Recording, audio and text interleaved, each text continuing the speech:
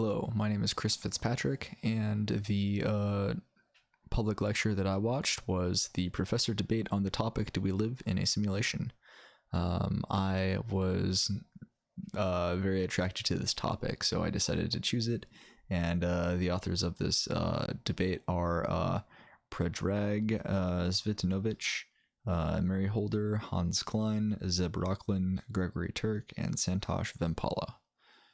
And let's see, let me first go through the notes that I had for what I watched. And so obviously the whole premise of the lecture is whether or not we live in a simulation, and it was very difficult to get much physics out of it, but I got as much as I could.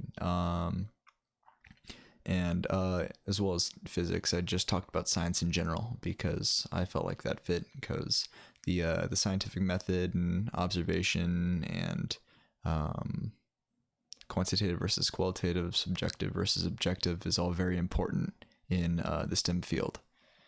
But yeah, here are my notes. So something cannot be proven true if it cannot be proven false. This was one of the first conjectures that was put out in the lecture, and that is the basis for being unable to prove that we live in a simulation, or being able to not being able to prove that we don't live in a simulation, because if we don't live in a simulation, there's no stimuli that would prove that we don't. We can only have stimuli that proves that we do. Another thing that was discussed is the physics of relative speed. So if someone is able to like function faster than us, time would feel different to them. And also the physics of the speed of light and of signals. If you have to send a signal or some type of frequency or light sound across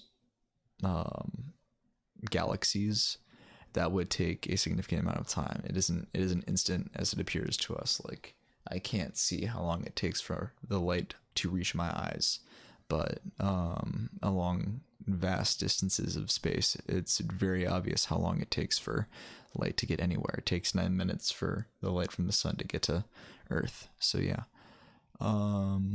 they had the concept of self-sustaining machines and emulating machines less than or equal to pre-existing machines. So and the concept of this can be seen in physics as the conservation of energy, or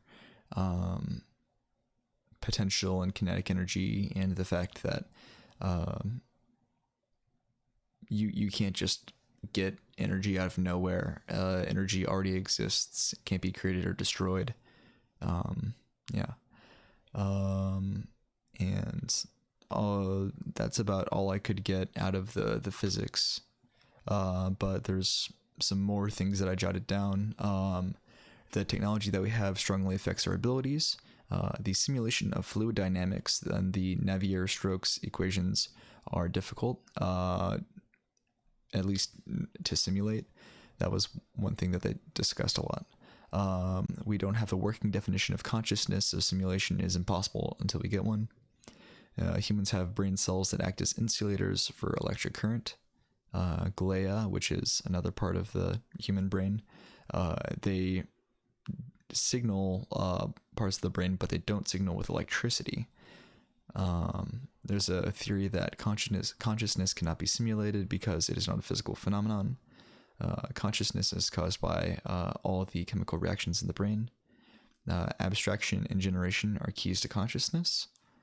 The scientific revolution is or the basis of it is to be skeptical of what you're told and believe, and to rely on empirical observation and logic. And the evolution of man is less efficient than in a perfect simulation. So by that logic, we do not live in a perfect simulation.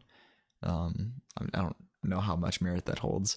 Then there's the Mandela Effect, which is misremembering things of the past. That's one of the major proofs that we do live in a simulation.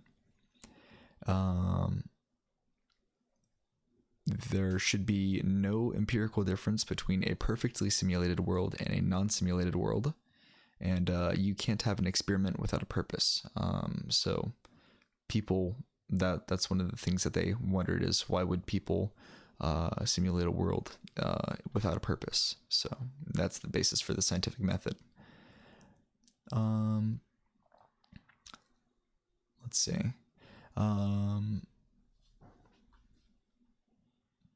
Let's see. Something that I already knew is that the humans have brain cells that act as insulators for electric current. A thing I didn't know is that the glia, which are part of the brain, do not signal with electricity.